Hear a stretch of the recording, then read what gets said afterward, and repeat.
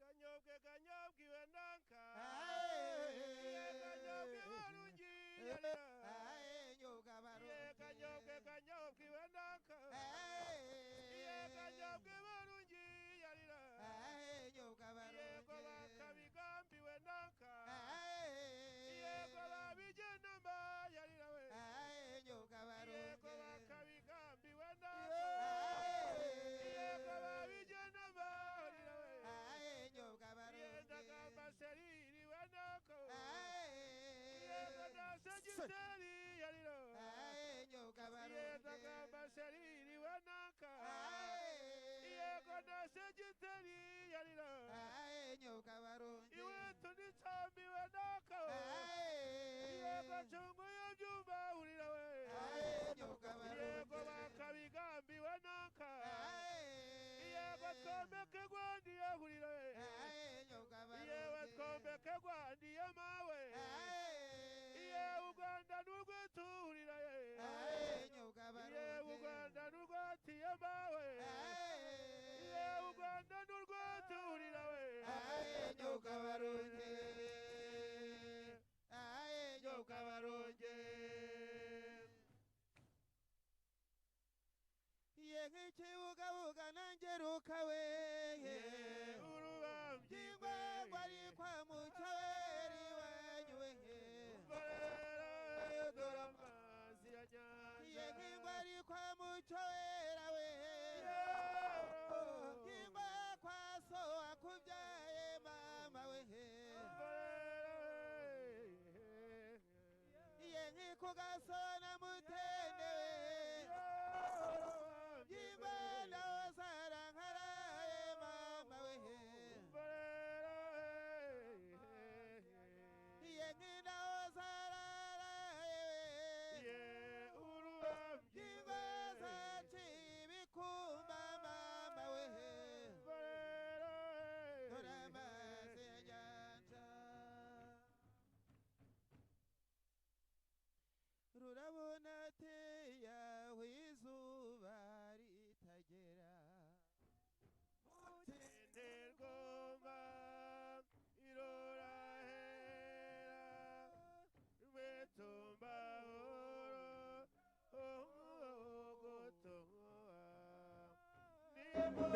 oro mumumpamagarire nimbona mumumpamagarire iyo nabenze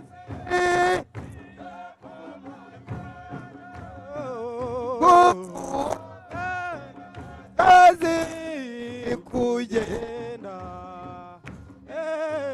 abaremo mumpamagarire nimuntabare mumpamagarire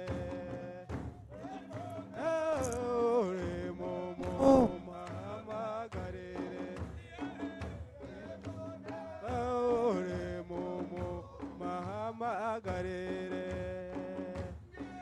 ntabyenze yo kumujyana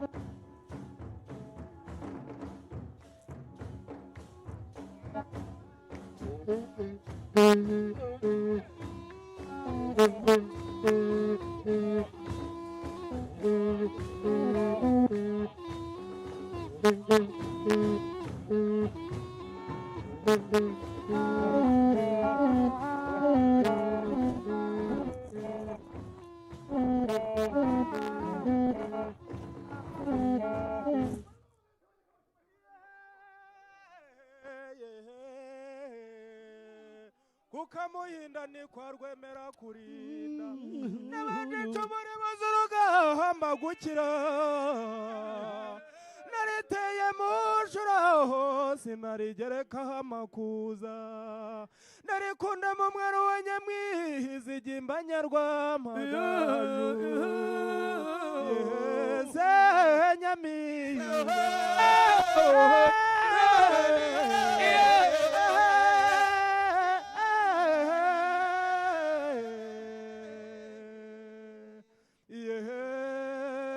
nyamihibwa mwe murakumbare ntagishikaye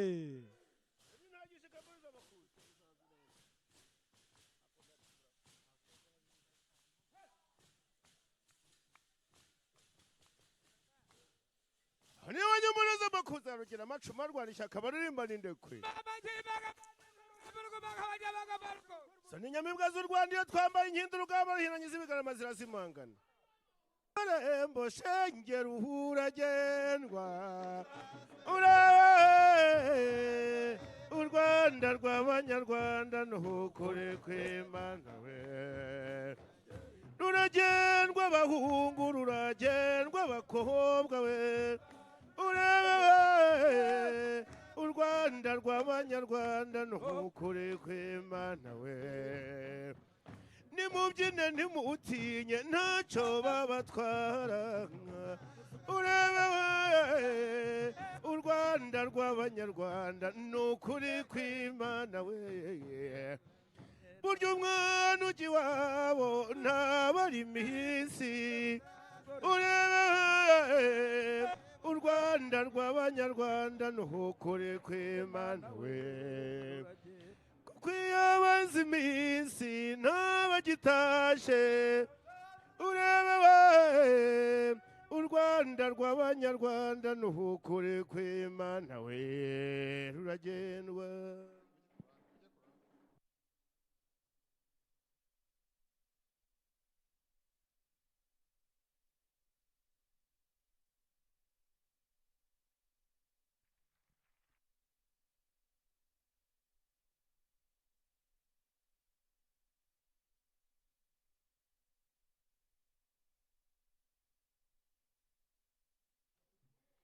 Ladies and gentlemen, a round of applause once again to the Inyambibwa dance troupe. I was very hopeful that we'd have one or two volunteers who would have joined them on stage. So should we say we shall repeat? Then hopefully next time we can have one or two people.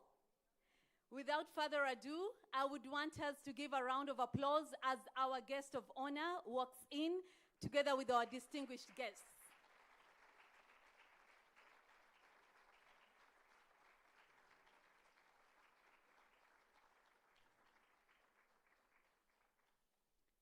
Welcome, ladies and gentlemen, to the Africa Food Systems Forum Launch 2026. My name is Anne Modoni, and I serve as the Partnerships Officer at the Africa Food Systems Summit, and it is my absolute honor to be your Masters of Ceremony this morning. Your Excellencies, Honorable Ministers, distinguished guests, ladies and gentlemen, welcome to this launch of AFSF 2026. We are very excited. This is a beautiful moment. As we remember 20 years of AFSF, we're very excited that you could join with us this morning. Our role today is going to be very simple. We will have our speakers speak to us. We will also have a panel discussion. And after that, we have a lunch that has been prepared for us at the Ladder restaurant right after the launch at 12 p.m. But before we start this morning, I would want to let us know that we have within us, amongst us, an amazing group of young people. Because what do they say?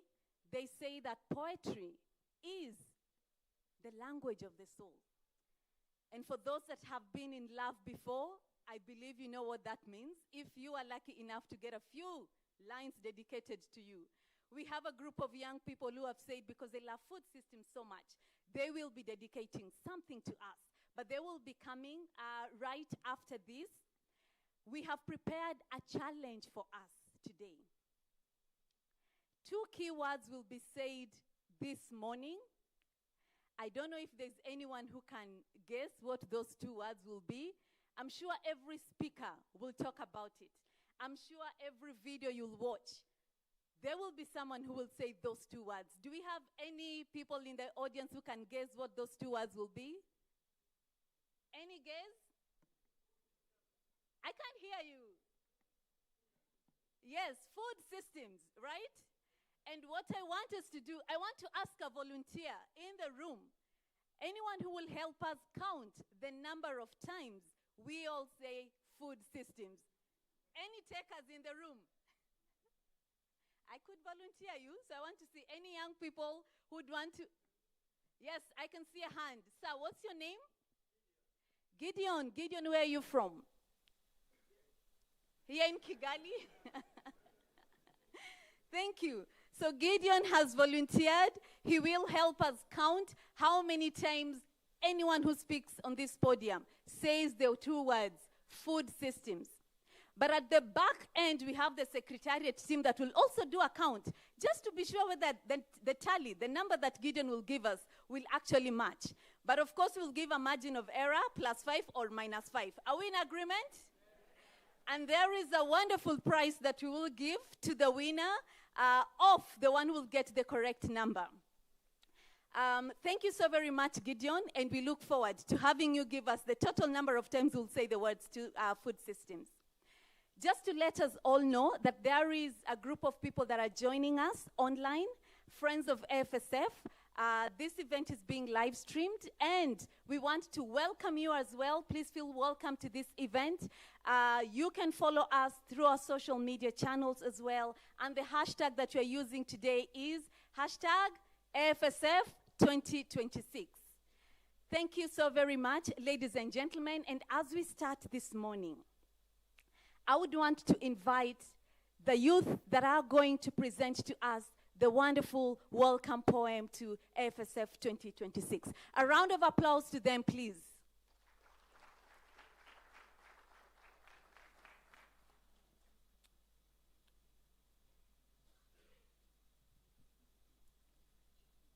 The young people, we are waiting for you. In the land where empty hands bear no fruit, where we carry the inherited the struggles of our ancestry, there where our mothers fed us courageous spirit under the shadow of our grandmasters' wings, oh Africa, there where my home, heart and soul lie, we are singing a song of transformation. 20 years of planting purpose in the ground, 20 years of finding answers where silence was found, from fragile systems to voices that lead, from empty hands to empowered seed. From soil to sustenance, from survival to strength, from drought to harvest, from thirst to overflow. In the eye of hunger, under death's shade, in the worst of cases, sparks have been shown. The power of cooperation has been raised in the hands of self-reliance. Africa chose to rise. Africa chose to use its dormant fertile land, chose to use its own fierce will to survive. And in just 20 years, we are singing a song of transformation. 20 years of empowerment and dignity earned, where effort meet incomes and futures are turned, fields turning into offices and farms turning into gold, and stories of labor are proudly told. In the name of transformation, we raise our hands to soil exploration. We set a system that nourishes nations. We break the chains of limitation and build a future of restoration. Years of transformation, and voices arise in youth, in women, in dreams that defy. Not waiting for chances, but creating them. In every village, resilience is seen. They said, "Waundu da korana karje." But honestly, who can walk without eating? Who sows the field with an empty chest while the berries dancing starving songs? The muscles are shaking from the absence of sugar or knees or elbows or ankles or feet. The brain's drums are beating loudly in the head like bam, bam, bam. Then you expect the body to pass the test. Loud of applause to AFS Forum for thinking ahead. And Africa is not feeding today alone. Africa is feeding generations. And Africa is not labor without value. Africa is value in addition. Let them know. High time we realize that agriculture is not just cultivating land. It's cultivating futures. It's building a nation in science, innovation, and arts. It's building a nation, and failing is hard. Investing in systems that nourish and grow, in knowledge we plant, in markets we sow. A continent, not just feeding the body, but the soul. From Tigari's call to Africa's spirit, a dream that we all share. In high time we realize that employment is not a choice. Sustainability is not optional. Agriculture is not just cultivating land, but food systems are transformation. And together, we realize that hunger is not inevitable. It is solvable. Farming is not struggling. It is thriving. Sustainability is not a choice. It is necessary. And food systems are not just sectors. They are lifelines. And in the name of transformation, we raise our hands to soil exploration. We set a system that nourishes nations. We break the chains of limitation and build a future of restoration. And together, Africa is not waiting. Africa is leading. This is not a moment. It is a movement.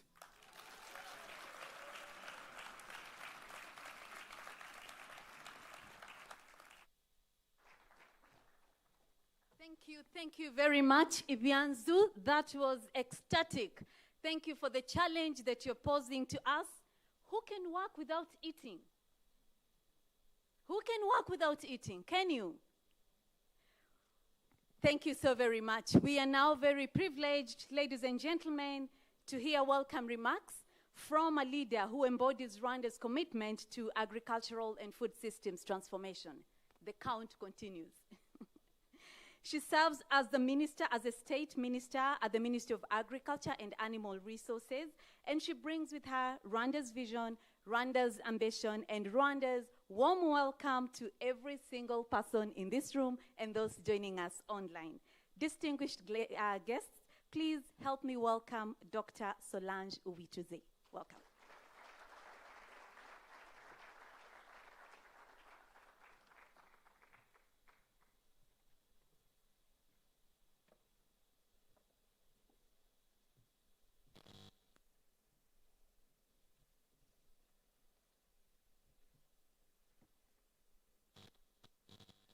Your Excellency, Haile Mariam Desalegn, Board Chair of AGRA and Chair of Africa Food System Forum Partners Group, Honorable Minister of Agriculture and Animal Resources, Dr. Telesphore Ndabamenye, Mrs. Alice Ruhweza, AGRA President, Mr. Pate, Managing Director of Africa Food System Forum, dear representative of organizations, the national organizations, ambassadors, distinguished guests, a very good morning. On behalf of the government of Rwanda and on behalf of the Ministry of Agriculture and Animal Resources, I wish to extend a very warm welcome to Kigali, a land of 1,000 hills and 1,000 smiles, indeed the heart of Africa. We are honored to host Africa's Food System Summit community for this important occasion, where we are officially launching the campaign towards September 2026, where the forum itself, summit, will take place. This year's Forum 2026 Summit has a theme saying that investing in agri-food, in Africa's agri-food systems, nourishing nations, growing jobs, building resilience.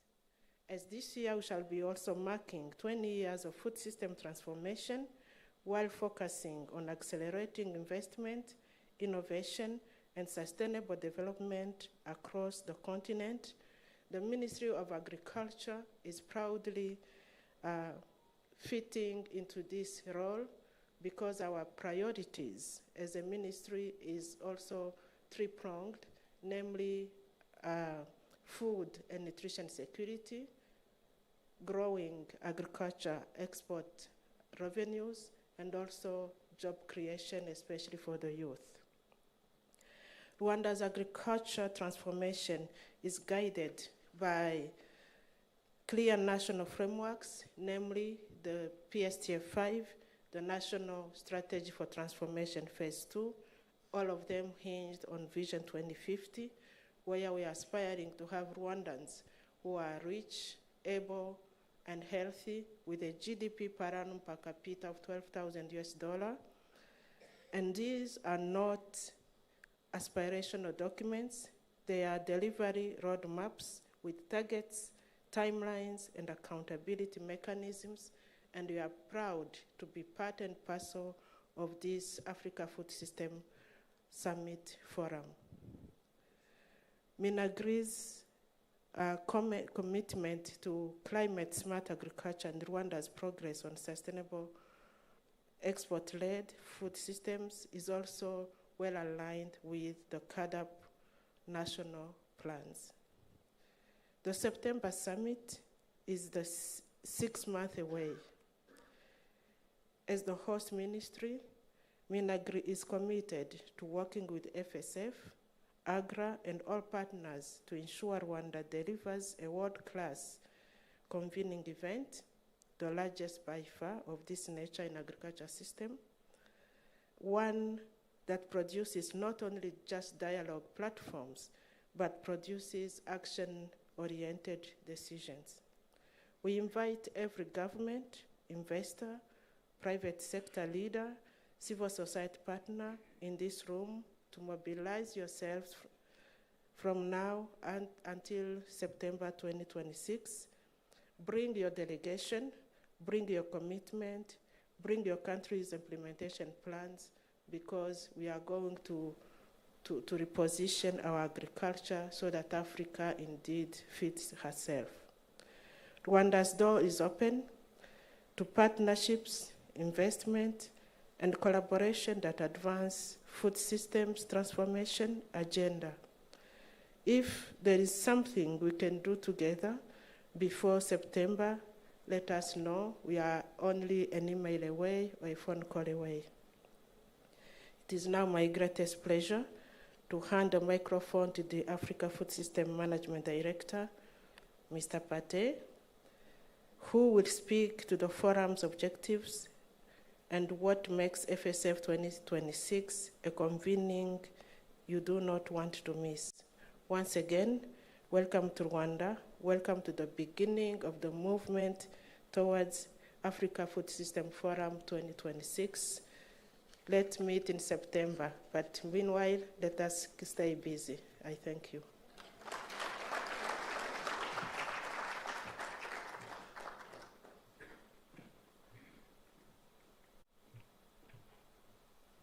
Honorable Minister, thank you so much. I'm still waiting for the command. I don't have a speech, but I would like just to share with all of you, and thanks for coming from far, and for those who are connected online. Thank you so much. So this is the World Premier Forum on the continent. We've been growing over the last 20 years, and thanks for being always committed to this forum. So here we have a forum which from the last 20 years move from dialogue to impact, and we've been growing it all together. And again, the world together, food system, we cannot do anything without together. So I wanted to take the opportunity, maybe just stand here, from the origin to now. 2006 in Oslo, the Africa Food System Forum was created with a simple belief that nations, leaders, all food system actors can come together and create a platform to make sure that food comes on our table on time, sufficient, and enough. And that was affordable as well. So it was a conference on investment. So where leaders were taken abroad to come together and then move this forward. So why it was created? Because of the fragmented ecosystem, because of food insecurity, which we know, nutrition insecurity, but also lack of investment and others interested on the continent. So, and how do we bring all these actors together? And this was, Kofi Annan later brought it to Africa, first in Ghana and then later in Nairobi. And now we are here in Kigali, the Secretariat, with one or two actors and now more than 40 partners who are shareholders of this platform. And we thank all of them who are like permanent members of this forum, guiding the forum, providing the leadership under the leadership of His Excellency Haile Mariam Desalegn, who is with us, and thank you very much, Your Excellency. So the journey has been throughout the 20 years long, but also built in a strategic manner, build also in a way that we can come together and correct and learn, listen. So agriculture, this business is science. We make mistakes in science, but we come together and make sure that things are working. So 2006 was the setup. Later on, it comes to Africa, was called AGRF. In 2023, we rebranded, and the headquarters moved here in Kigali. We're based in the Rwanda Development Board, and you're always welcome as we plan. So it's more like a child that was born for the first year.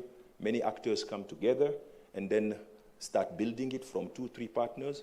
And later on, we relocate in Nairobi. We were hosted. Our legal host is AGRA, one of the main African institutions in agriculture, and then expanding with many actors. And now we are running like a Kenyan runner or an Ethiopian runner. So we are running because we want also to be well-positioned throughout the world. We want also to see Africa feeding the world, and that cannot happen without working together. And the working together is, we meet, it's not just a summit, we are more than a summit, it's a community. All who are coming here, we are completely different. Some are in logistics, the others on seed, gender, and by the way, this year will be also the year of the women farmers, so we'll celebrate it. I have my colleagues who are here and we make sure that this is well positioned into this one as we talk about investment on youth, but investment also in women. So it's a platform right now which is the largest and unique in the world. So you go in other continents, you don't find it because it's not the way it is set, and we have to be proud of. And proud because we bring more than 100 countries coming every year. Now we have reached, like last year, 6,500 and even more, to a point we cannot contain. This facility can only contain 5,000, and every time people are coming. For the simple reason we want also to help shape the continental agenda under the African Union. We want also to support and bring all those who are doing the policy reforms to share lessons. We want to help connect investment to those who want to invest, but also opportunities for young people. So this is a primary forum, and we will continue to build it. And thanks to all our predecessors, those who have put stones year after year. I name, for instance, the previous managing director of these forums, Jennifer, Adam, and the others, the leaders of AGRA, Dr. Kalibata, and those who will be coming, Dr. Alice, etc. So it's really like generation after generation, we put the stone and push it. And we are now coming together. This is the platform, and our objective is to feed the continent, and it has to be to create a job for young and women on this continent. So the journey, every year we come, it's the General Assembly of Food on the continent, like the General Assembly of the UN, and it has happened in many countries, and the theme defines how we do it. The theme last year was in Dakar, and this year we are coming here in Kigali under a specific theme, which is more on money, investment, and this is the change we've been witnessing. So it's also 20 years of change from like a delegation or a meeting that was only 200, like this room, to now 6,000, which is big, really, really like a big one, and more than 40 partners. So it's not only now a platform, a summit, but it has year-round activities where we have technical assistance to support, and this is provided by our 40-plus partners that are working with us. They own it through the thematic platform. It's also a financing platform. So aside the summit, between two summits, we want to come on accountability to say this is happening on the continent, this is what we've been doing, and the different deal rooms from government, from countries, but also from young people. So we have few impact stories that came from a kind of an institutionalized program. So this is something which happened when you come at the annual summit for 5 days. You have a kind of different sessions, and we are shaping those agenda based on the content, and that agenda is shaping the investment on implementation, and so on. So this is just one of part of it. Just to give few numbers, and also something which we bring at the AFS forum. You have like the continental agenda, the food system agenda, but also the trade. These are like bigger agendas, but countries sector plans, countries investment plan. In terms of investment also, all those deals, including the deals coming from the young people, and a lot of opportunities. And I'm always happy when I meet someone saying, oh, I am currently implementing this because I came to the AFS, I meet this person. And sometimes we cannot even account the power of convening, the power of conversation, but the power of connecting people. And some who've been awarded and their life changed, their business changed because they came to AFSF through the Africa Food Prize, through the Go-Getters and all those prizes. They were able today to run a 100,000 business, but now they are 10 million. And we have example, and we have many. So 2026, a very special year here in Kigali, the beautiful city of Kigali. This is home of AFSF, and we are always happy to be back. So Kigali also provides change, transformation. So as we witness transformation over the last 20 years, it's a country that has transformed. We've seen it, and it's also a model on the continent. So here, 1,000 hills, 1,000 smiles. So we are coming under the theme of investing in agri-food system. For a simple reason, we want to nourish the continent. 60% of arable land, we have energy, we have the sun, we have young people, water, surface, groundwater, we have rivers. So I think now we have the power, and in this global geopolitics, to feed our nation, to feed the world, but also create jobs for young people as we build the resilience to shocks to climate change, but also shocks to conflict. So that will be the theme, and why we should come here. We should come because this is a platform where we meet. We meet, and human beings need to meet, to discuss, to converse, but we meet because of business. We meet because we want to share good practices among us. We meet because we want to also really meet as a community and advance the agenda of food system transformation on the continent. So we will be welcoming leaders. Last year it was in Senegal, and many leaders came. We have the largest number of ministers, more than 40, coming, not only from the ag sector, but from trade, from youth, from energy, and this is food system. We don't talk just about agriculture sector, but we talk really about the whole ecosystem, from research, innovation. We talk about also from transformation, logistic, transport, trade, etc. And over the past years, we've been bringing leaders from all countries, moving this movement throughout the continent. And I would like to take the opportunity to thank all our partners and all of you who are here. So it was just a very quick journey through our 20 years, and thank you so much for coming.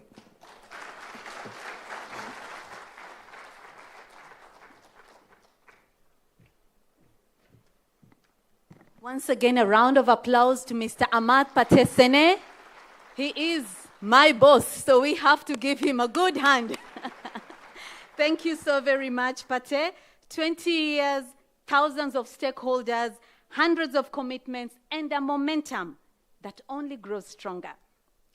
And if you thought you have had it all, ladies and gentlemen, not yet. The next speaker is going to speak to our hearts. When you think about partnerships, What does that mean to us?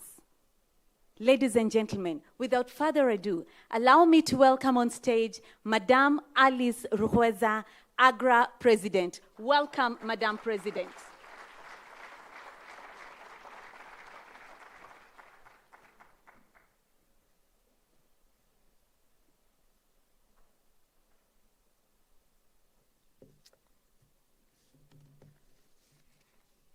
Thank you very much. And Your Excellency, Hilmariam Desalegn, Chair of the FSF Partners Group and Chair of AGRA, Honorable Minister Solange Witize, Honorable Minister Telephons Ndabimenye, other honorable ministers in the room, members of the Diplomatic Corps, permanent secretaries, development partners, our FSF partners, ladies and gentlemen, all protocol observed. It is my pleasure to be here, to stand with you here in the land of 1,000 hills and 1,000 smiles. At a moment, at a moment that carries both reflection and responsibility. This year is a special one, as you heard. The Africa Food Systems Forum is marking 20 years. And alongside it, AGRA is also marking 20 years. 20 years of a partnership with this platform, including serving as its secretariat. Over the past 20 years, this platform has grown into one of the most important convening spaces on the continent. It has brought together governments, private sector leaders, farmers, researchers, and development partners around a shared ambition to transform Africa's food systems. There you are, Anne. And together we have made progress. We have elevated food systems on the continental agenda. We have strengthened partnerships across sectors. We have helped shape policy conversations and mobilize interest and commitment at a scale that did not exist before. And that progress has been made possible because of all of you in this room, because of governments that have shown leadership, because of partners that have stayed the course, because of institutions that have invested, convened, and delivered. So today, we acknowledge you and we thank you.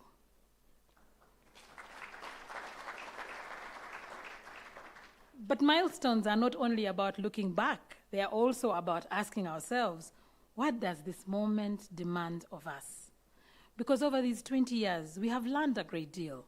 We have seen what works, we have seen when progress happens, and we understand more clearly than before what it takes to move from intention to impact.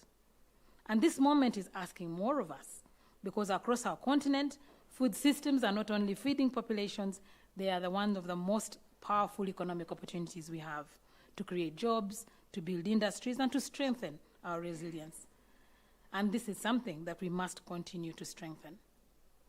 Ever since I started as president of AGRA last year, I have visited many countries across the continent.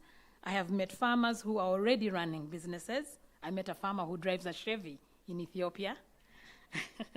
They're investing, they're innovating, they are taking risks every single season. And platforms such as this one matter because they connect that energy to opportunity. They showcase what is possible. They showcase what is working, not just regionally, but they showcase it globally. Through this AFSF, we always take Africa to the world. They also bring together capital, policy, and partnerships in ways that allow those enterprises to grow and access markets and scale. And we know that when farmers prosper, Africa prospers. And this is where our collective responsibility lies.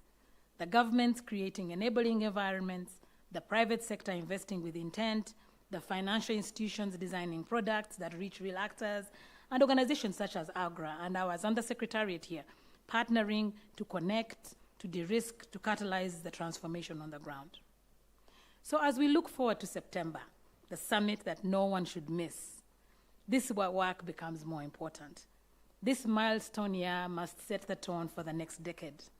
A decade where we deepen alignment between policy and investment. A decade where partnerships translate more consistently into delivery. And a decade where we see measurable, accountable progress. AGRA remains committed to working with all of you to support that journey, to ensure that what is discussed is translated into action, tracked and measured, and what delivered is visible and credible, because that is how we build trust. As I close, 20 years ago, we believed that Africa could shape its own future, and that belief remains strong. What has changed is the urgency and the scale of opportunity before us.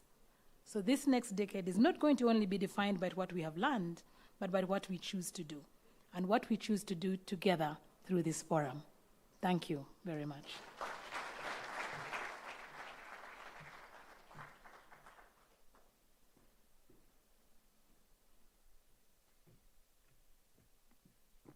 Thank you so very much, Madam Alice Ruhweza. Indeed, partnerships, delivering partnerships at scale. It's the role for each one of us to play. And as a partnerships officer, I can attest that alone you can only go far, but together we can go farther. Thank you so very much. Ladies and gentlemen, we are going to twist things a little bit. We will be inviting our next speaker. 20 years, what must change in the next decade? And that's not a rhetorical question, but it's the defining challenge of our time. Our next speaker served as the Prime Minister of the Federal Republic of Ethiopia from 2012 to 2018. He is a statesman, a voice of African leadership on the global stage. And today, he serves as the chair of AGRA and the AFSF Forum Partners Group. And he also carries the honor and the responsibility of announcing to us the theme of AFSF 2026. So ladies and gentlemen, please, a round of applause to His Excellency, Haile Mariam Desalegn.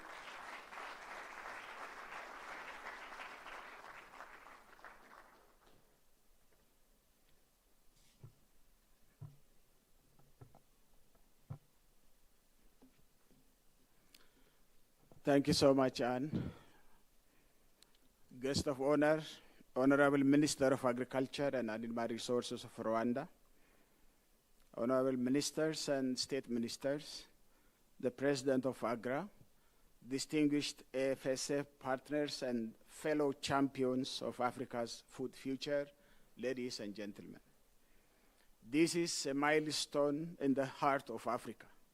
It is a profound honor to stand here in Kigali, a city that embodies the very resilience and transformation we seek for our entire continent.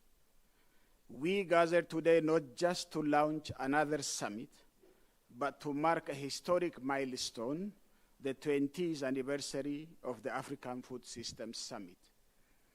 2 decades ago, a seed was planted. Today, that seed has grown into the world's premier platform for African agriculture and food systems. As we mark these 20 years, we find ourselves at a pivotal crossroads, a moment to celebrate our progress, reflect on our hurdles, and commit growing faster and smarter. We must look back, Excellencies, let's honor our visionaries. We must look back to 2006 to understand the magnitude of this journey. We recognize our founding partner, AGRA, who had the foresight to mobilize leaders and investors around what began as the first conference on agriculture and food security investment. We stand on the shoulders of giants. We honor the late Kofi Annan, whose diplomatic grace championed the cause of the African farmer, and the visionary engineer and philanthropist, Strive Masiwa. Their collective leadership turned a fledgling idea into the AGRF and the now AFSF, a platform that has consistently defied the odds to keep food security at the top of the global agenda. The journey has been defined by collective leadership. AFSF is a platform like no other. It is a neutral ground where presidents meet smallholder farmers and where billionaires deliberate with youth entrepreneurs. We must protect this platform. It is a sacred space for shared, purpose-driven results.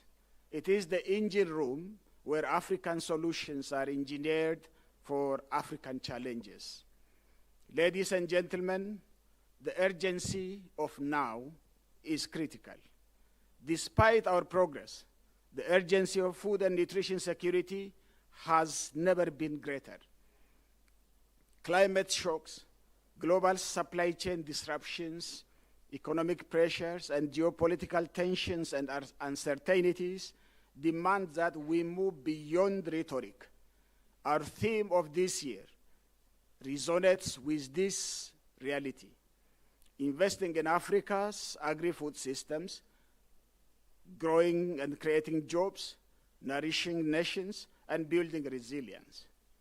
To achieve this, we issue a clarion call for greater investment by moving from aid to sustainable private sector capital that is in Africa and sovereignty reset as Africans. Radical inclusion by ensuring women and youth are not just participants, but owners of the value chain. Policy coherence by aligning our trade and agricultural policies to feed ourselves and to realize intra-Africa trade and investment. Productivity and resilience by leveraging technology to ensure our soil yields more while withstanding the changing climate and our biodiversity loss. We celebrate excellencies, the beacon of transformation, a country with scalable best practices, Rwanda. We are privileged to be hosted by Rwanda. To the Honorable Minister, please convey our gratitude to the government and people of Rwanda. This nation continues to be a model and a showcase for the continent, demonstrating that with political will, disciplined implementation, and a focus on innovation, food systems transformation is not just a dream, but a vision that can be realized. In conclusion, ladies and gentlemen, as Africa enters into the new Kampala decade and comes ahead of COP32 in African soil in Addis Ababa, Ethiopia, these are not coincidences of timing. They are opportunities for Africa to speak in one voice and to shape the global agenda rather than simply respond to it and become recipient. Youth and women are not only beneficiaries of the summit theme, but they are the owners and drivers. The drumbeat begins in this launch today. The African Food Systems Forum 2026 Summit in September is where we must arrive prepared, not just with presence, but with decisions to invest in our agri-food systems. As we launch this 20th anniversary summit, let us remember that we are not just planning a meeting. We are architecting the future of this continent. Let us celebrate how far we have come, but let us also be fueled by the work that remains. Let us grow together, let us nourish our nations, and let us build a resilient Africa that can finally feed itself and the world. It is my distinct honor to thank the organizing cohort of the African Food Systems Summit organizing leadership and the National Organizing Committee, and our secretariat led by Pate, the able leader, which has witnessed last year in Senegal that we were able to host more than 6,000 people, which of course has been very dramatic. Having said this, thank you for this and the good work you are doing. Marakosa, and God bless you.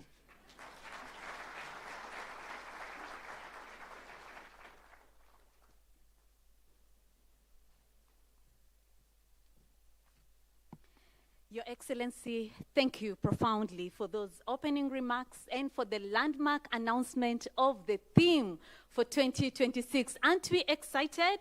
It's all about investing in Africa's agri-food systems, growing jobs, nourishing nations, and building resilience. The theme has been set, the challenge is clear, and now it is time to hear from the host, the government leader who is putting Rwanda's full weight behind this vision. Ladies and gentlemen, Rwanda is a remarkable story, and it's a nation that chose transformation and continues to transform and continues to deliver results. The architect of so much of Rwanda's agricultural ambition steps up to deliver the keynote address. And with us today is the Minister of Agriculture, Honorable Minister Telesfo Ndabamenye. Please, a round of applause for Minister.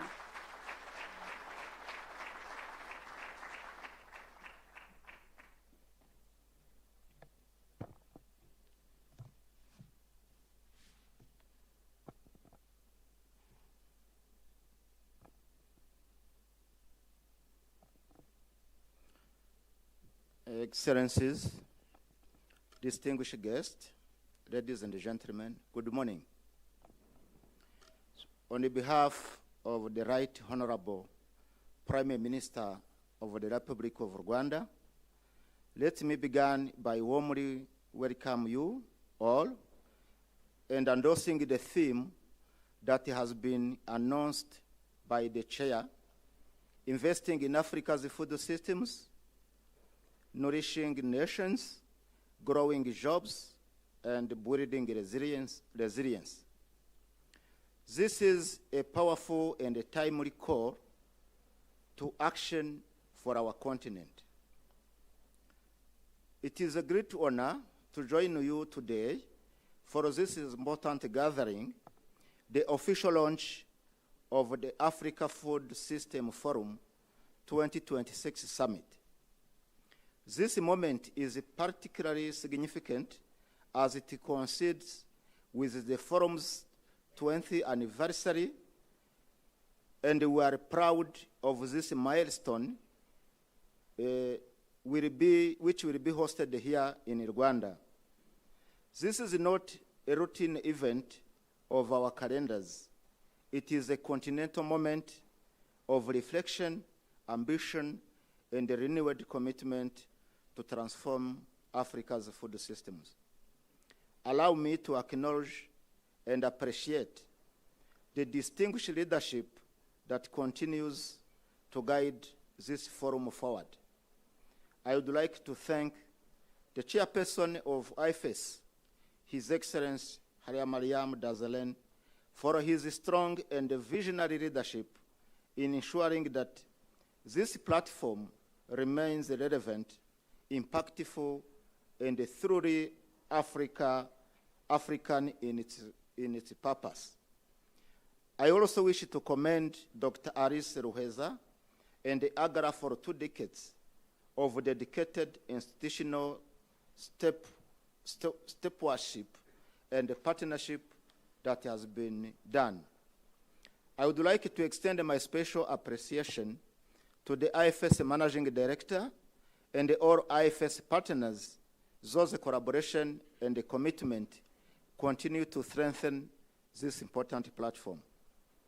Rwanda is deeply honored to serve as a host of Africa Food System Forum Summit 2026, not simply as a venue, but as a nation that strongly believes in what this forum represents: Africa ownership of Africa's food future.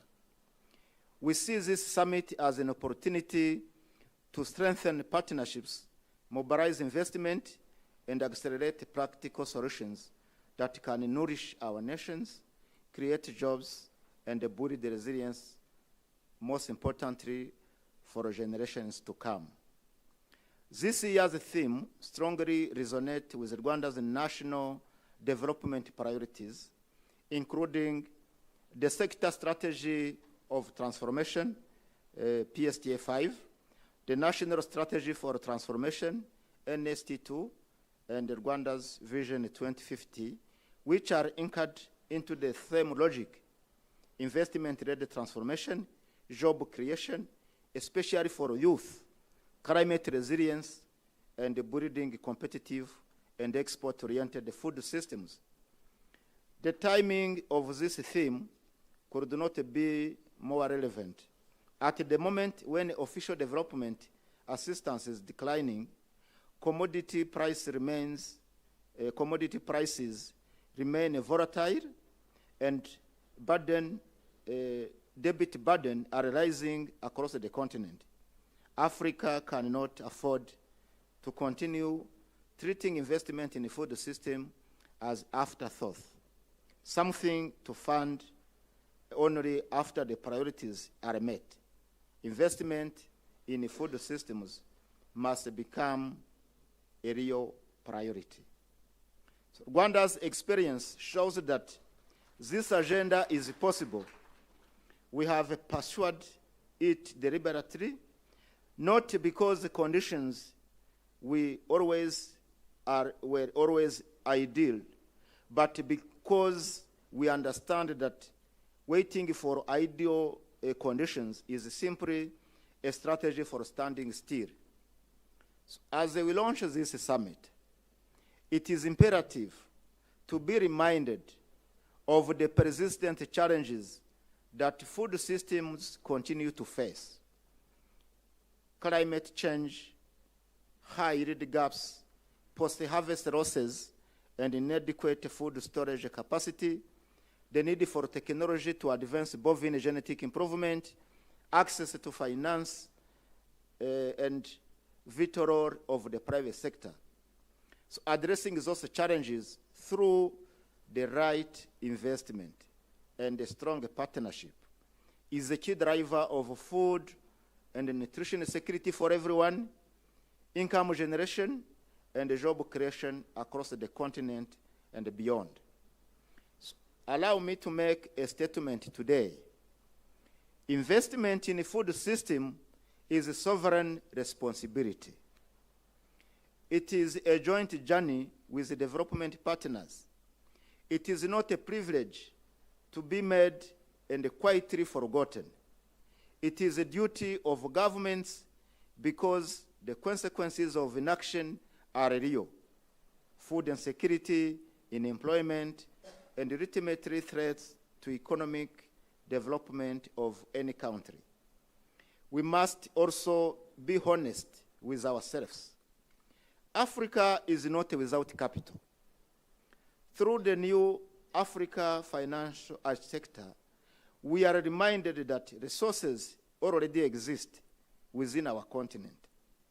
Through pension funds, sovereign wealth funds, domestic financial institutions, and the private capital markets.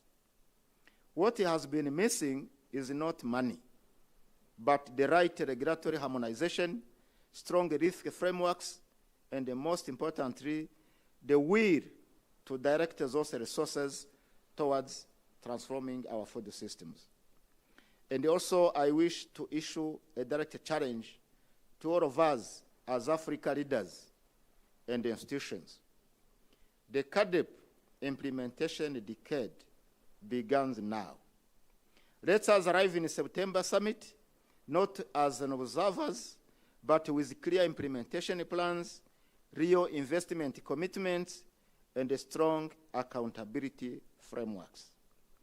This must be a decade of delivery.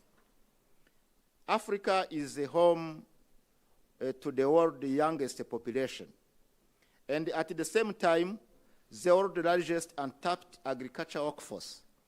This reality is either a powerful asset or a serious liability.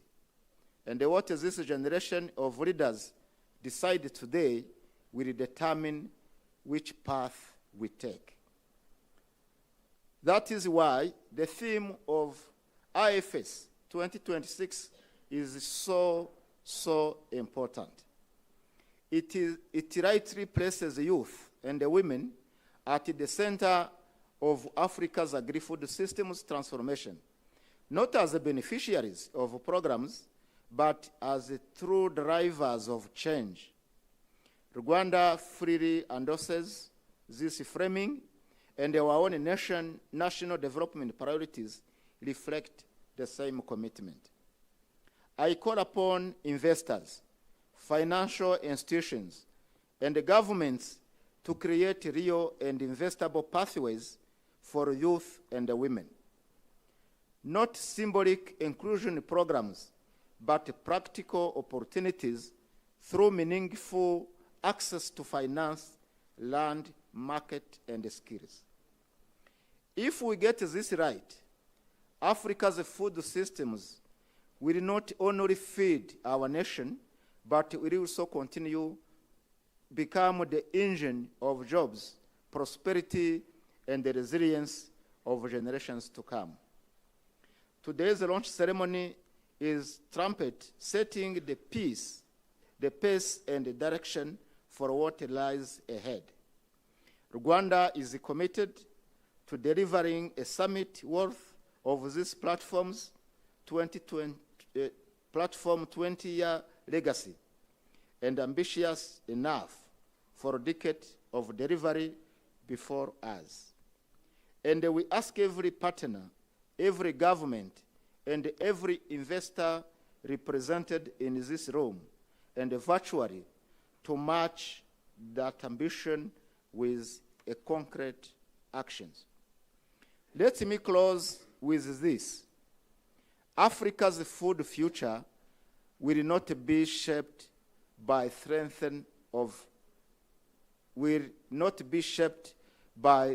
strength of our intentions. It will be shaped by the quality of our investment, the discipline of our implementation, and the courage of our leadership. Rwanda's doors are open.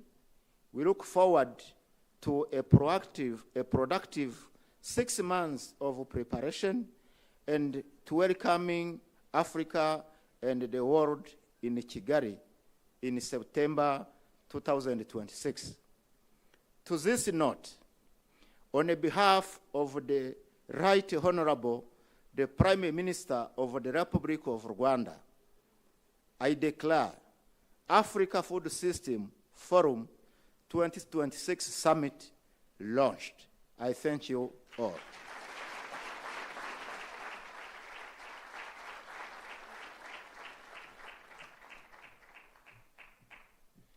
And how exciting is that? Thank you so very much, Honorable Minister, for throwing the challenge to all of us here. Towards a decade of delivery, all of us matter, and all of us must come together to deliver impact at scale and to deliver food systems transformation in Africa. Thank you so very much, Honorable Minister. Ladies and gentlemen, I hope we are still counting how many times we are saying food systems. What's the count so far?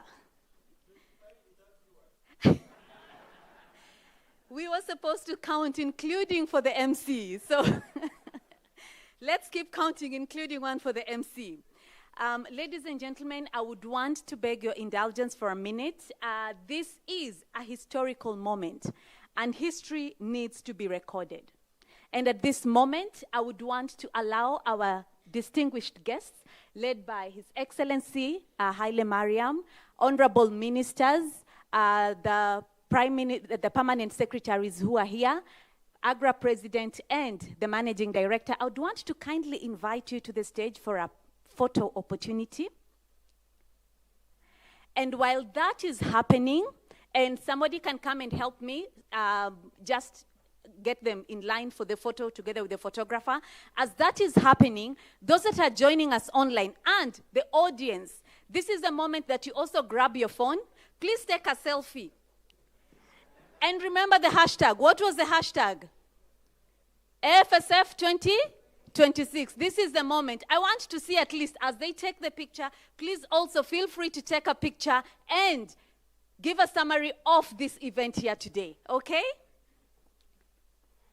And after this picture, we will have representatives from the AFSF Partners Group who will join we will have AGRA, we will have AFDB, IFAD, FAO, WFP, HEIFA International, CGIAR, IDH, SNV, and other partners of AFSF, and AGRA, of course. Please, you may make your way to the front and join this group. So maybe just a step forward and people can come at the back.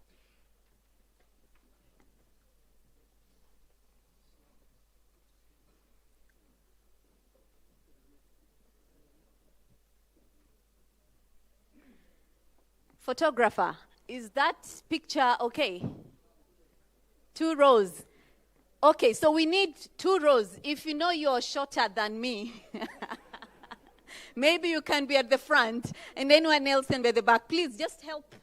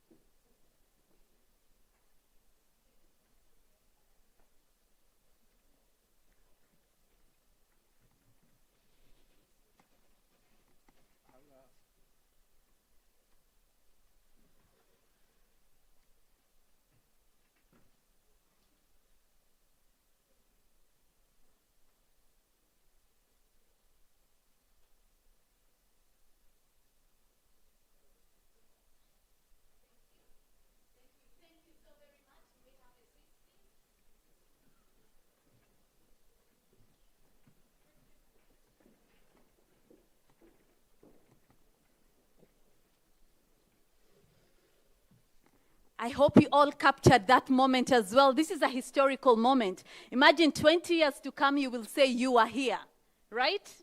So thank you so very much. I would want now to ask that we shift our attention to the screen. We will have the opening video of the AFSF Summit. And over to you, media team. Thank you. 20 years ago, the Africa Food Systems Forum was founded on a simple but powerful belief that food and nutrition security, shared prosperity through agricultural transformation is possible when people, African institutions, partners, and communities work together. From its origin as an investment conference, Africa Food Systems has become the world premier forum on food systems on the continent. The Africa Food Systems Forum has grown into a multi-stakeholder convening platform, driving collaboration, investment, and action at scale. From Kigali to Accra, Nairobi to Dakar, Dar es Salaam to Abidjan, the continent has come together to shape its own agenda. This is not only a summit, but a unique catalyst platform, an eco-food system, a community, and movement to transform the food system on the continent. Across countries, across sectors, heads of state, ministers, private sector leaders, farmers, and innovators have shown up year after year to move from dialogue to delivery. Over 2 decades, 104 countries engaged, more than 3,000 sessions convened, over 60,000 delegates brought together, and over $200 billion in investment opportunities presented. In 2026, we return to the beautiful city of Kigali at a defining moment for the continent. We will continue the conversation on investment and finance to accelerate food systems transformation on the continent. Under the theme, Investing in Agri-Food Systems to Grow Jobs, Nourish Nations, and Build Resilience. Join us as we mark 20 years of impact and accelerate what comes next at the 2026 Africa Food Systems Forum from the 1st to the 5th of September in Kigali, Rwanda.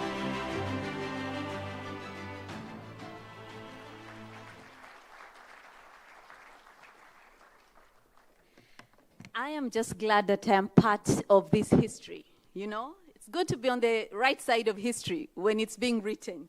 And all of us here today are. We're going to shift gears now. We have heard a lot from our speakers this morning.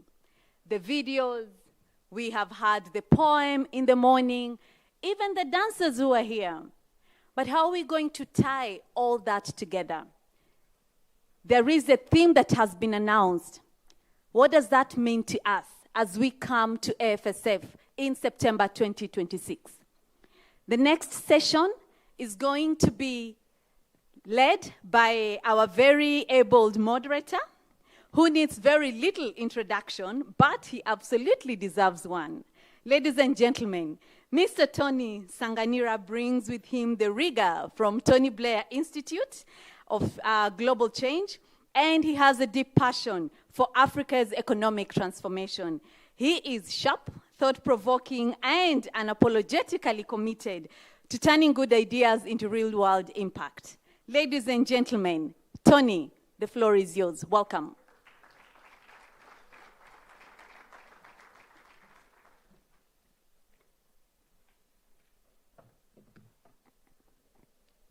Thank you so much, Anne. Good morning. Good morning. I know it's going to be very difficult to match Anne's energy, but I'm going to try my best. Your Excellency Haile Mariam, Dr. Alice Pate, Honorable, I think ministers have now left, permanent secretaries, distinguished partners, captains of industry, young people and women in the room.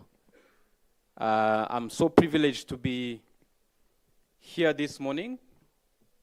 I think this is going to be one of the shortest panel discussions I'm going to moderate. And they probably know that when I join the stage, I can spend hours speaking, especially when it comes to food systems. So they made sure to tell me that we only have 40 minutes. But we'll try to unpack as much as we can. I think we've had very insightful messages to set the stage before we unpack some of the key aspects that were mentioned. But I would like to also highlight the fact that this is indeed a historical moment.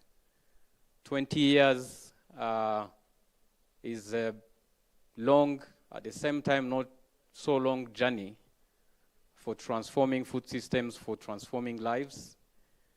I am one of those who were privileged to probably attend the last 10 editions of this forum. So it's been an amazing journey. We've seen quite a lot of achievements, but as it was said, we still have a way to go. And the key that was also mentioned is that we need to move from intention to delivery, to impact. And that's very, very important. So at this stage, I would like to invite the panelists who are going to help us unpack some of the key aspects that were discussed. Again, this is just a drumbeat, as it was said, to really once again welcome you to the forum in the coming few months. So what we're going to discuss here is just, the beginning of very, very fruitful discussions that we're going to have over the coming months. So I would like to invite, before I invite the panelists, I think it's fair we first display a video. It is quite self-explanatory, but we'll probably touch a little bit on the content of it with the panelists that I'm going to invite immediately after that video. So if the team is ready, kindly display the video. Thank you. His Excellency Haile Mariam Desalegn, Board Chair of the AFSF Partners Group, Her Excellency Alice Rubeza, President of AGRA, Honorable Minister of Agriculture and Livestock, Dr. Telesfor, Honorable Minister of Environment, Dr. Bernadette, Honorable State Ministers, Permanent Secretaries, CEOs, Ambassadors, representatives of development partners, and AFSF partners. All protocols observed. Thank you for inviting me to the AFS Forum Summit 2026. I am representing Dr. Martin Fidgen, who is Director at African Development Bank. Within the next few minutes, I'll be speaking on the bank's interventions in the agri-food systems and our potential collaboration with government of Rwanda.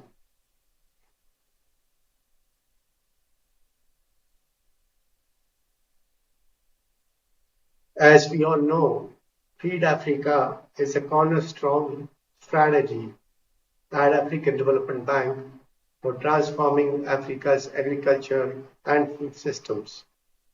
Some of the key results of Feed Africa to date include $10 billion in bank investments, 103 million Africans have achieved food security, 25 million farmers have received climate-smart seeds under Technologies for African Agricultural Transformation Program, as well as improved knowledge of sustainable agricultural practices. As an example, Côte d'Ivoire achieved its highest ever maize yield from 5 to 8 tons per hectare and record production of 660,000 tons over 2 seasons. Similarly, Sudan, under emergency wheat production project requiring investment of $76 million, has supported 300,000 farmers and increased wheat production from 234,000 metric ton in 22-23 to 645,000 metric ton in 23-24. The bank, under the leadership of our new president, has embarked on a new financial architecture for the continent, which is called New African Financial Architecture, or NAFA. NAFA provides a strategic financial backbone for scaling agri-food system financing, shift from project-by-project financing to system-level transformation, ground in private investment through blended finance, guarantees, and risk sharing, and align climate, infrastructure, trade, and development finance. These objectives are achieved by mobilizing large-scale African capital, strengthening Africa's financial sovereignty, lowering the cost of capital, and financing transformation, not fragmentation.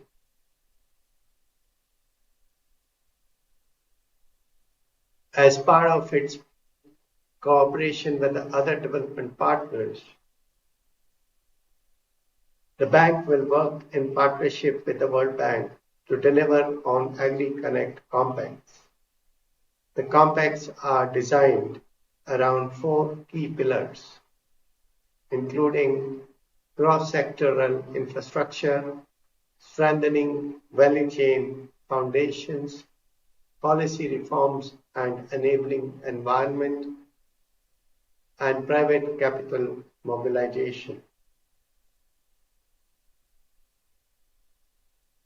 In Rwanda, the bank is scaling up investments to transform food systems, focusing on 4 key operations, totaling an investment of $500 million over a period of 2026 to 2028. These 4 operations support irrigation infrastructure, agri-food systems and food security, including food basket site initiatives, agro-industrial processing, including Gapiro Agribusiness Hub and Trade, energy transition, and climate resilience. So I wish you all productive deliberations during the course of the summit. And on behalf of the bank, I look forward to working with the government of Rwanda in achieving its transformative objectives for the food systems. I thank you.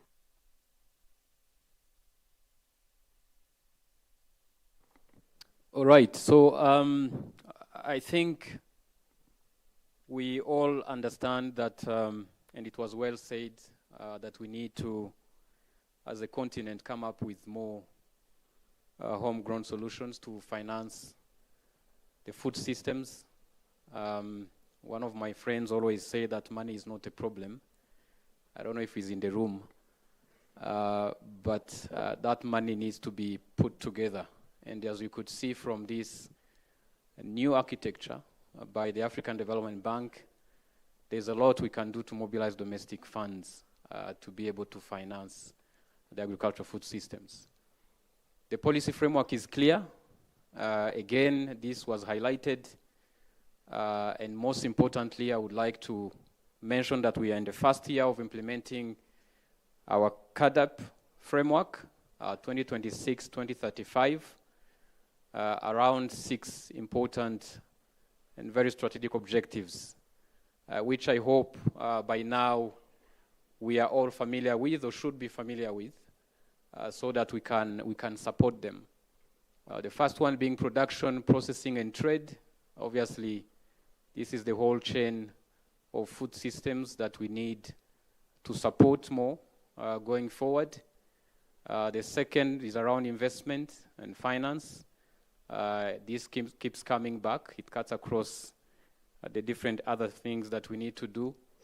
There is the nutrition aspect that we need to emphasize. We are talking about food and nutrition security. So nutrition is very important. And we have inclusivity to have men and young and women. I liked how it was said earlier that men or young people, young farmers, young business people and women are not going to be the beneficiaries of the forum or the platform, but they are going to be the owners. So inclusivity is going to be an important aspect. We talked about, or we see in the strategic objectives, climate resilience, or even resilience in general. This is a very important aspect, again, that was highlighted.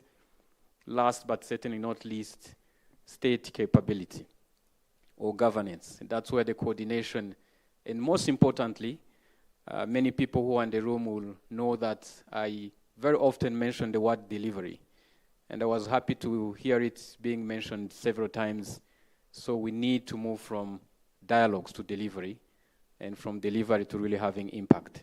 So these are very solid and very strong objectives that we can, if we put our effort together, we talked about partnerships that we are going to achieve.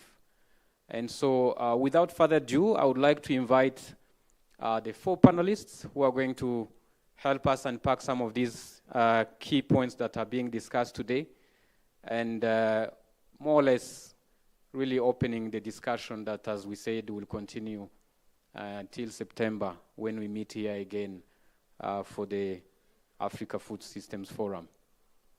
I would like to invite the stage Dr. Olivier Kamana, Permanent Secretary in the Ministry of Agriculture and Animal Resources, the Republic of Rwanda. I would like to also invite my dear friend Fidel Bingwa, Permanent Secretary in the Ministry of Environment here in Rwanda. My other dear friend, Hortense Mudenge, Chief Executive Officer of the Rwanda Finance Limited. And last but certainly not least, Sonia Umurungi, our young entrepreneur. She's also CEO or Managing Director of, is it Dreams Garden? Green Dreams, right. So Green Dreams Limited. And I would like you to kindly maybe give her another round of applause. She was recently elected to join the structure of the Private Sector Federation here in Rwanda. I think that's a vote of trust that is very critical, and we believe very strongly she's going to ably represent other entrepreneurs in this important space.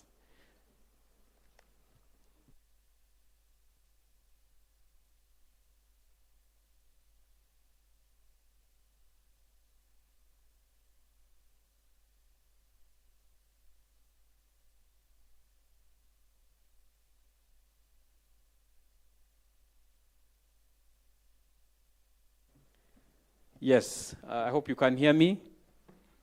I like to not use a lot of notes. Sometimes they confuse me. And the funny thing is that when you are in the audience, you prepare a lot of things. And when you arrive here, you lose part of what you wanted to say. But I'm sure we'll have a very good conversation, especially because I'm here with very experienced panelists. And fortunately for me, these are people I've been interacting with in many ways on this important thematic area or theme of food system transformation. And let's just make it flow without really forcing so much, because we really want to have a very open and honest discussion. And I would like to start with Dr. Olivier Kamana, Permanent Secretary in the Ministry of Agriculture. So, as I said earlier, and it was also mentioned by the different speakers, dear leaders we had, the policy framework more or less is very, very clear. And when it comes to Rwanda specifically, we know that our national strategy for transformation is very clear. The ambition is well understood, but also the sector strategy, the PSTA5, what we need to achieve in the different aspects of production, processing, and many other aspects. So we would like you to share with us, very briefly, the top investment priorities that keep you awake during the night, and which are certainly investment opportunities that other partners also contribute to in one or the other. And as you speak to that, I think it will be also very useful to understand to what extent are these investments contributing to increasing incomes of our farmers, especially smallholder farmers. I think this is just a national context, but which I believe will also speak to what we want to see on the continent in terms of making the right investments. Over to you, PS. Thank you, Tony. As you've said it, something that keeps us busy in Minagri. We are one of the busiest ministries, as we need to feed the country. So for this, the domain that I can say that is priority number one is irrigation. Why irrigation? It's due to the context we are in, the context of climate change. We cannot afford living depending on rain-fed agriculture. Yes, you see my colleagues from Minagri who are here are now smiling because of the rain. So when there is rainy season and the rain is available, we are all smiling. There is no crisis. But this is not always the case. Sometimes we suffer from drought, and sometimes also we have been having also cases of excess of rain that causes floods. So for this, we have identified irrigation as priority number one for the top investments, and is the area that attracts partners, and also for the in our budget, we dedicate almost a third of our budget, the annual budget, to irrigation projects. So all our development programs are oriented first in the area of irrigation. It's a domain that is critical, that is going to be a key domain that is going to transform agriculture, especially for the Eastern Province, because it's in that province that we have the majority of the arable land for the country. And to have an irrigation scheme is not something easy. So we need to perform studies, designs, and also to make sure that we sustain an irrigation scheme once it is operational, which is a challenge. But this is our priority number one that keeps us busy, and we are now committed to increase the area under irrigation from the current 1,000 hectares to 130 hectares by 2029. It's a highly ambitious target. We are almost going to double the size of the land under irrigation. But once, let me maybe recall that for the production factors in the agriculture sector, we have first the soil, then water, the seeds, and inputs in general, and extension services, and also market linkages ultimately. After irrigation, it must be coupled with other activities such as a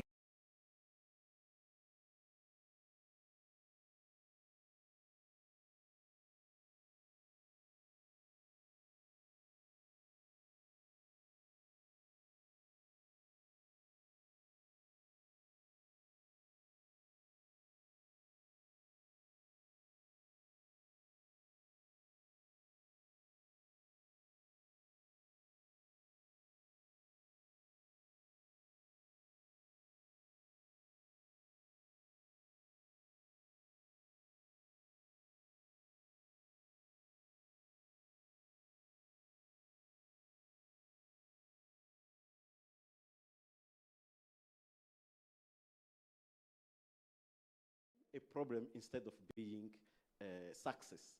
So market linkages, this is the second investment priority, and this goes with post-harvest handling infrastructure from the site and also for strategic reserves for the country and also for the domestic consumption, the domestic market, and why not exports? We always tend to think of the local market only, but it is time now to start thinking of the external markets as well. So this is for the agriculture sector. And we always say agriculture, but we tend to forget that we also have livestock aside. So for the livestock subsector, the priority number one is on genetic improvement. We can, with now nearly 14 billion Rwandans to feed, we cannot afford living and counting on our very beautiful Inyambo to have milk and meat. Yes, Inyambos are very beautiful, but this is going to remain cultural. We need to start genetic improvement. We started already, and massively invest in a genetic improvement to have breeds across all the subsectors of the livestock sector, be it for small ruminants, for livestock itself, and poultry. We need to find really breeds that help us to increase the productivity, because for the PSTA 5 target is to increase productivity by 50% across all the sectors in agriculture and the livestock, and genetic improvement is key. We have already identified some breeds that are really tailored to our climate conditions and that are fit for our environment that can be highly productive. So now the trend is going to be on emphasizing on large-scale genetic improvement for some identified breeds. And after this, after we have a high number of highly performing breeds, the issue that comes is animal feeds. You've seen that the prices of livestock commodities have increased over the last 2 to 3 years. The main cause is the increase also of the prices of raw materials. So we need also to invest heavily in animal feeds to find alternative ingredients for proteins, because now the real challenge is the competition between humans and animals on cereals, especially for proteins. We need to intensify research activities in terms of alternative ingredients that are not necessarily from cereals. This is also another area of investment. Thank you, Tony. Great. A round of applause to our PS. I think he summarized the PSTA5 in about 4 to 5 minutes. That's really very impressive. And I'm sure you also saw on the screen some of the key flagship projects that are supporting this transformation. We saw the food basket sites as one flagship program that is certainly going to bring the transformation that is expected, and that will require a lot of partners. And so we'll keep mentioning partners. I don't know if we're going to count the same way we're counting food systems, but I think partnerships is also a key word that we need to keep remembering. So thank you, PS, for highlighting the key investments that are being made right now. So I'll turn now to PS Fidel and go a little bit back, talking of irrigation, talking of productivity. There's something very important that PS Olivier mentioned, rain that is sometimes, that comes and can destroy crops and everything. So I would like you to tell us how you assess the situation of having climate-related risks that, very obviously, as we can see it, be a threat to the food system transformation agenda that we are talking about. So what is the perspective of the Minister of Environment in that space? I know I was supposed to be given some time to ask a second question, but the second question is around investment. Maybe let me put it at the same time so that maybe you touch at both together, but we see environmental compliance becoming something that investors talk a lot about. Obviously, we need environmental standards, and they need to be followed by everyone. But when we talk about, on the other hand, the ease of doing business, I don't know if I should use the word being scared, but I don't know how many investors in the room here, but we hear sometimes that some of these environmental standards can be, a challenge for certain investors. So if we could touch on both the key risks that you see, climate-related being a threat to food systems, but also that perception that environmental standards can be a challenge to doing business. Over to you, PS Fidel. Thank you, Tony. Good morning, everyone. If you guys were following, my colleague PS Olivier mentioned a few things that are important for the agricultural sector. He mentioned soil and then water, and a few other things, but I stop at those two, at least in my job in the environment sector. So when we talk about climate risks, we're looking at those two things. The first one, given the topography of our country, because we talked about the country of 1,000 hills, 1,000 smiles. So you're going to have a lot of erosion, unfortunately. It just comes with what we have as a country.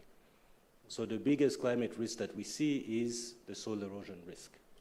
The more it rains, the more of our topsoil gets eroded, and then that makes the job of the agricultural sector more difficult in the long run, because they will need to invest more and more in inputs to be able to keep up with the productivity at the levels that it's at, and invest even more to be able to increase productivity.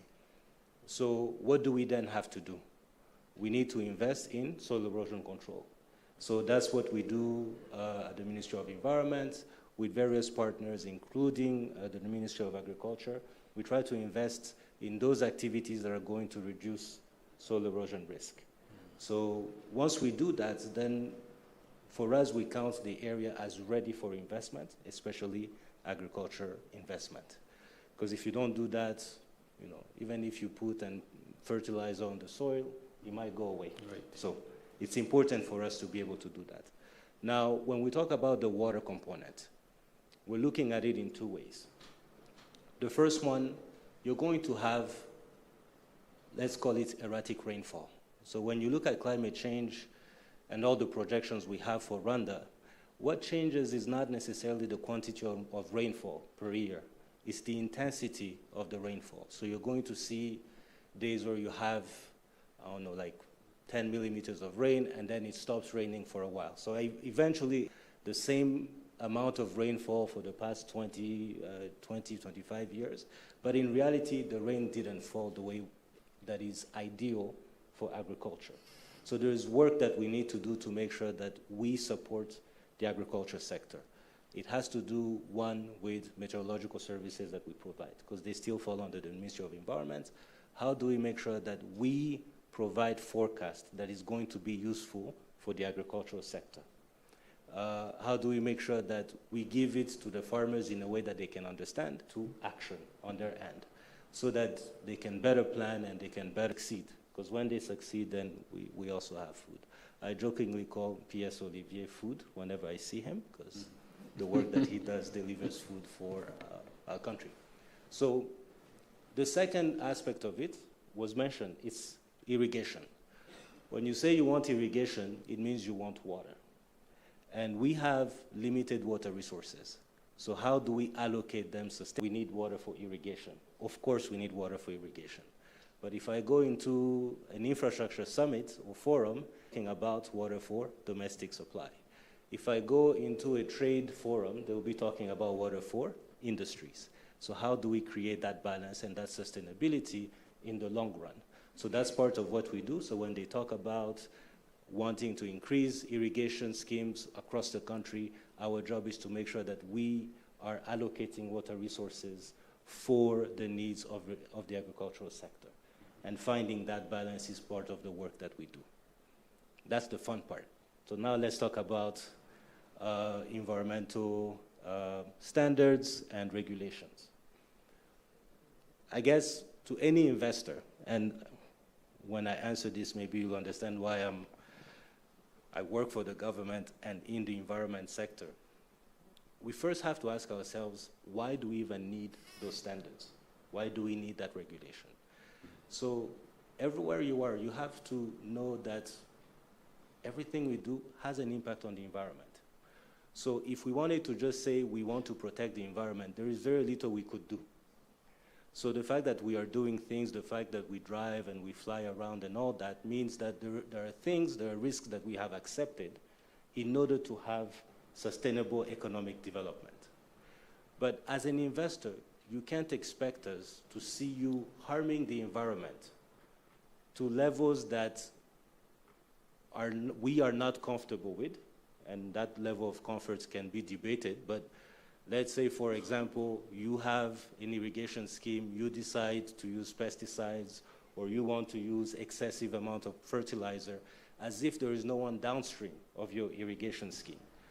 We need to strike that balance, because if we let you be, then you are being selfish, and you're not being a good global citizen, or even Rwandan citizen. Let's bring it back to our country.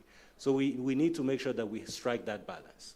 So once we have that general understanding of let's be good stewards of our environment, we can then talk about how we regulate. And you can say it takes a while for me to get a permit for ABC. That we can work on. We always have room to improve. Now, if the issue that you have is that it's more expensive for me to comply, that's where, I think Hortense will touch on it when you ask her questions, we also worked with the finance sector to make sure that when you're complying, you actually get financial benefits from it. And most of the time, the compliance that we're asking for is actually going to lead to sustainability, especially in the agricultural sector. So now we're combining that compliance with better access to finance, or cheaper access to finance, to make sure that we're creating an additional incentive for those who maybe will not care about everybody's access to a good environment. So we're trying to strike that balance. It's a work in progress. It will never be perfect. I'm sure in the audience, people will tell me, I had this experience or that experience, and that's okay. We can learn from it and we can improve. But at the very least, there are things that we're doing because we know our job is to really just balance everything so we can have that sustainable economic development. Thank you. Great. So a round of applause to PS Fidel. Indeed, I think it's important to strike the right balance, and I'm sure some investors will meet you in the corridor and they can ask questions and maybe take your contact in case they might want to understand a little bit more. So I think this is a very natural, as you alluded to, move to Hortense at RFL. Again, it's been a pleasure always to interact with you on the status of the financial sector development in Rwanda, but also beyond. But here we are talking about financing the agri-food systems. And I don't recall having had a particular touch on that with you. This is an opportunity for me in front of so many people. So could you, also following up to what PS Fidel has said, share with us some key highlights on the policy and the regulatory framework, maybe first of all broadly, for attracting more capital into the country, and more specifically that capital that will allow us to scale the investments that are needed in the food systems. Thank you so much, Tony. And it's a pleasure actually to be invited for this forum. So in terms of the Kigali International Financial Center, there are really many, I would say, policies and regulations that have been passed over the last 5 to 6 years. And the idea is to be able to incentivize resource mobilization, both domestic and international, but also to facilitate deployment of capital. And what this means is to say, how do we mobilize capital? How do we mobilize resources? And this speaks to what structures or vehicles actually facilitate for that. So that is exactly why we were set up, to be able to facilitate. And this is sector agnostic. If you're looking to attract capital for agriculture, for education, for energy, you're going to rely on the same principles. You're going to rely on the same vehicles. You're going to rely on the same structures. And so we have passed several laws to allow for investors different ways to be able to come together in terms of pooling resources. And I think for agriculture, I think the biggest, or I would say popular, is the blended vehicles. And so there are incentives actually that are attached towards that. And I guess even for anyone in the room who wants to know more, we could share. And so the purpose was really, how do we incentivize for pooling of capital and resources? And there's also now the deployment aspect. That's also another element. I think the second thing also, when you look at what we have done, is the aspect of how do we coordinate financial sector to be able to support some of these key, I would say, pertinent sectors for the country. When you talk about environment, I think financial sector was a bit removed from that conversation altogether. And it also is what stemmed from now the development of like sustainable finance roadmap, the climate and nature finance strategy, as a way to say, how does the financial sector get to understand these needs and how can it be financed? Because at the end of the day, when you look at, I think when we look at the last monetary policy statements that was issued by the central bank, you saw that the top 7 sectors that are financed, agriculture was not there. And yet agriculture is the biggest contributor to our GDP. So there's a mismatch happening there. And so the question is to ask ourselves, is it a policy and regulation conversation, or is it a discussion more so to do with familiarity and understanding, context? Because in as much as we can put together these reforms, I think at the end of the day, investors look at 2 things.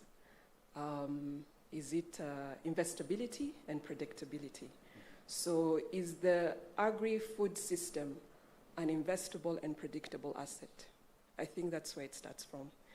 And then now you get into the conversation when you now look at those top finance sectors, trade, logistics, construction, real estate, they have something in common. And that is just that, because most institutions or investors are more familiar with them in terms of the day-to-day. And then you also are able to get access to data easily, that you can model against when you're actually looking at giving out a credit or a loan, for example. And it's also more transparent to be able to get that data and understand it. And then the other thing is also scale. Most of these projects are large scale.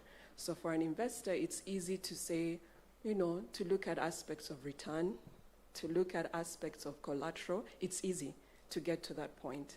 So I guess the discussion even for us is now to understand in terms of the agri-food systems, how do we make them more investable and predictable assets? And I think in terms of government, what government could really do is that how do we bridge the gap of familiarity?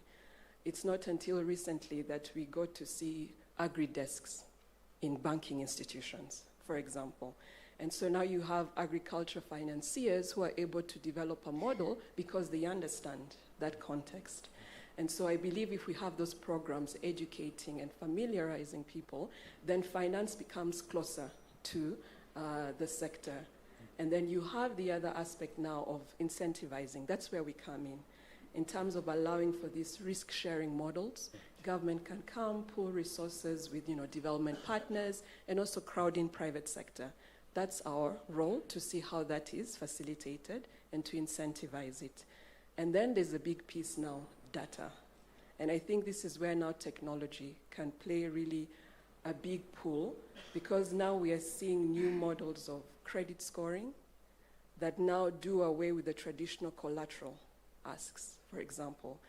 It also brings about transparency in data to allow for an investor to understand, to allow for underwriting to be more, I would say, to ease underwriting and make it predictable. So I think our value, I would say, is really how do we create that enabling platform or environment to be able to allow for investors, yes, to invest, but also to be able to allow for maybe these sectors to be more, I would say, investable to investors. Yeah, thank you. Thank you so much, Hortense. So a round of applause to Hortense for, as I said earlier, this is just an appetizer. Unfortunately, we don't have enough time, and I'm being reminded by Anne that I only have 5 minutes left. But certainly, there's a lot to unpack, and we have the forum in the coming months to unpack a lot of these aspects.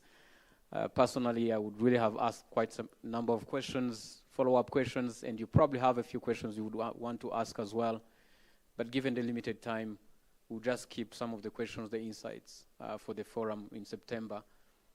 Financing and investments being very critical, obviously. We know DA is decreasing. I'm seeing a number of partners in the room. We were together recently at Development Partners Retreat, and clearly, we need to find alternatives. And one of the schemes that was presented earlier by the African Development Bank is just one among a number of others that we can come up with to mobilize domestic funds and other schemes that will complement the limited, development finance that we have to deal with as the reality right now.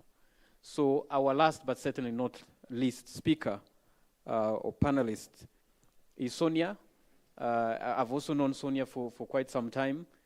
When I met her the first time, I was actually shocked to see she was an avocado production and exports. So here she is, now even representing many other entrepreneurs under the Private Sector Federation. There's one key word that Hortense mentioned that I would like you to touch on. I'm not going to ask the typical question that we always ask to say, what is the major challenge you are facing as young entrepreneurs, because it's obviously, going to be finance, market, and everything else. But I want you to, there's a word that is very critical, investability, that Hortense mentioned. It's a word I thought about even before we came to this panel. I would like you to give us a sense of how you assess the level of investability for youth-led businesses, especially. If you had investors in the room here, do you think you and many other young entrepreneurs would be able to convince them to invest in your businesses? Over to you. Thank you, Tony. Good morning again. Yeah, it's good morning, it's not good afternoon. Thank you. I'm very happy to be here, to be invited here. I think on investors, I would say, I mean, we have businesses. Here we're not looking at even startups. We have businesses that are already working, that are already being led. They are halfway going. So, as you said, one of our biggest challenges is like working capital. So, one thing that I think the businesses and the investors, they should understand each other and also have like a certain alignment. Because I don't think it's always about money, a lot of money, but how are those funds are going to be used. I mean, agriculture, we don't have quarterly returns, so we follow seasons. The investors should also understand. And also another thing is, when I'm talking about alignment and understanding, it's because sometimes, especially in agriculture, in this sector, there are a lot of funds. You find that there are funds, really, compared to other sectors. But the problem is, sometimes you might find that it's too big, it's too structured than the problem that I have, which is the reason why I say that we should actually, so it shouldn't be done for us, but maybe with us, so that we actually understand each other. Because sometimes you find that the investment that is needed to actually have a real impact, immediate real impact, it would be smaller than what people are thinking. Thank you. That was brief and concise. So I hope investors in the room understand the language, probably better than a number of us here. Thank you so much, Sonia. She's always, this is business.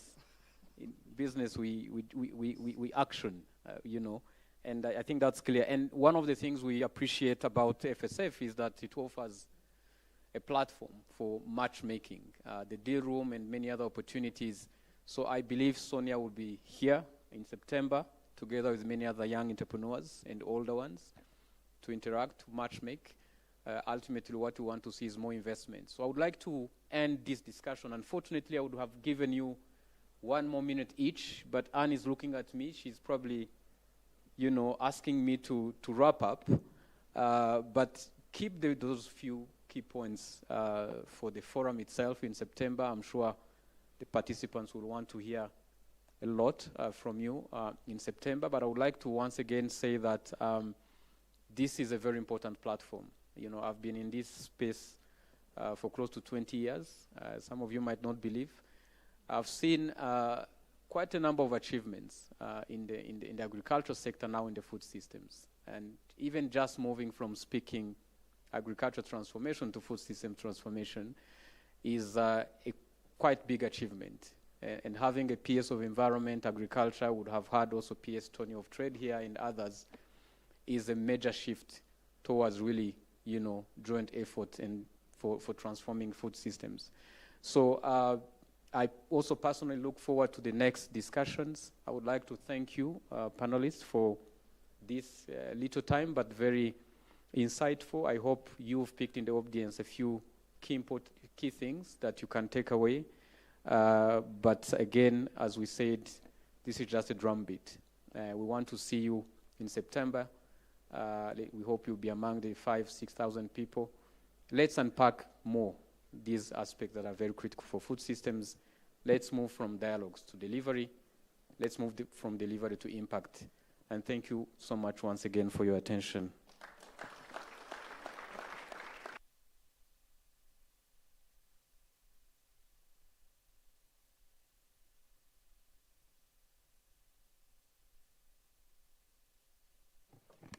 Ladies and gentlemen, can you hear us? Are we still awake?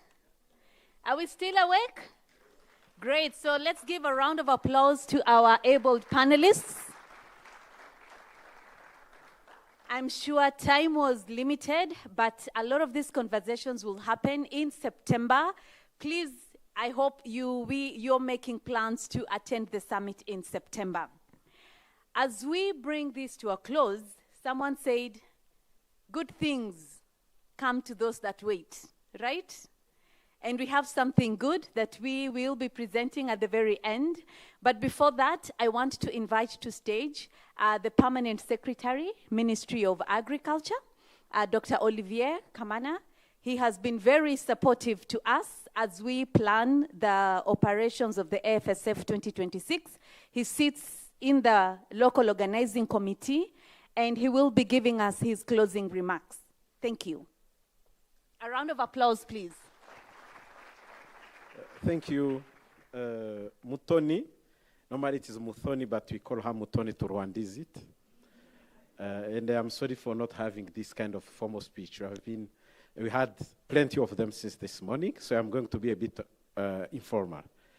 Your Excellency, Chairperson of AGRA Board, dear Dr. Alice, and distinguished guests for today, I'm very happy to deliver the closing remarks in this way. I first of all thank the organizing committee. This was not that big event like the one we'll be having in September, but also in Kinyarwanda we say ntabukwe buto bubaho. Even this, you can see it looks as if it is just the launch, but there is a big work that was performed behind the scenes.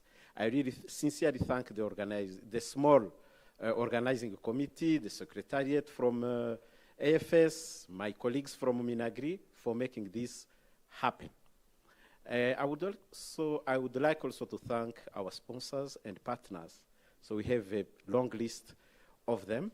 Those are our key partners who have already pledged their support to be with us for the preparation of the big event we'll be having in September, starting from today. I also thank all of you for making your time, for being here, for those who sacrificed not going for the Mass. We are in the Holy Week. I think that we are going to deliver, and we are committed to give to you the best summit ever. I was lucky to be part of the local organizing committee for 2024. Now we are going to be better and better. We are going to really to work tirelessly and to have this big summit. We have innovations that we are not going to be only in KCC. We are going to be also working with from the roundabout near KBC. So it's going to be really amazing. So start registering. The link is going to be open, I think, since today. You can start registration. And for us, we are already in the... You can start registration. And for us, we are already in the activities. We are going really to work together. And naho mukwachenda. Thank you very much.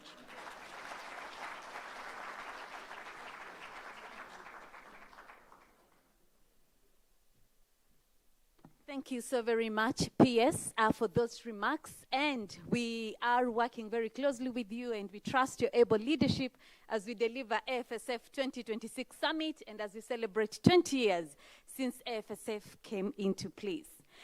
Ladies and gentlemen, it's that hour, we did say, and the PS has alluded to it.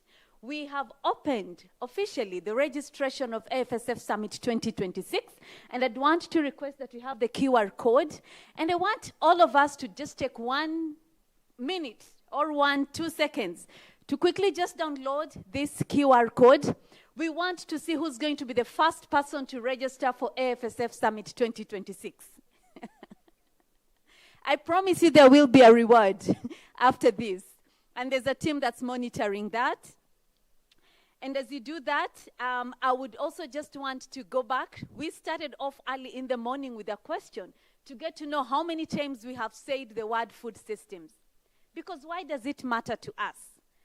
It is not just semantics, but it actually shows that we are changing. We are including not just what we eat, but how does that food get to us, the health systems and all of that. So coming back to our young person, Gideon, would you want to tell us what the tally is right now as people register for the summit? Gideon is counting. Anyone who can make a guess to see where we are in the total number? Anyone who can attempt? Someone said 45. What else? 35. I'll take 2 more.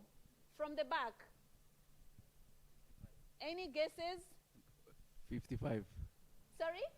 55. 55. And the last one? 65. Okay. So in Kiswahili we say msema kweli. So let's hear who msema kweli is.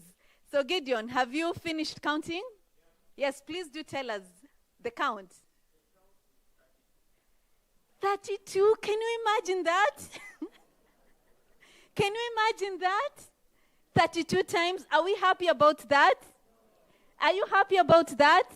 So what does that mean to all of us? What's the challenge that we are taking? One person, what's the challenge that you're taking home as we bring this to a close? Aggie is speaking. What's Aggie saying? We have to do better than 32 times. And who is going to do better? It is me. You have to say me. Who is going to do it? Yes, thank you so very much. Ladies and gentlemen, it has been an absolute pleasure to have been your masters of ceremony this afternoon. As we bring this to a close, I want to remind all of us that we have lunch that has been prepared for us at the Ladder Restaurant. From here, you will just turn as you head towards Radisson Hotel. You will get to see where Ladder Restaurant is. We are very privileged that a number of you joined us online. We are extremely excited to have you there. And for those that would want to follow more, to get more information about AFSF, please feel free to also log into the QR code and scan the QR code. You will be able to download the summit brochure for 2026, and you can also get more details about how you can take part in this summit. But before I close, I'm a partnerships officer, and I always say AFSF is made up of partners that care about Africa food systems transformation. And I'd want to extend a special thanks to all AFSF partners who are here. Thank you for your commitment. Thank you for your continued support from when we started in 20 years back up until now. Yes, a round of applause to all our partners. And as we move into this summit, we will still call upon you for your support because we cannot move forward without you. Without further ado, ladies and gentlemen, I am glad to have been your MC, and I'd want to say thank you so very much. This brings an end to our meeting this morning. Thank you.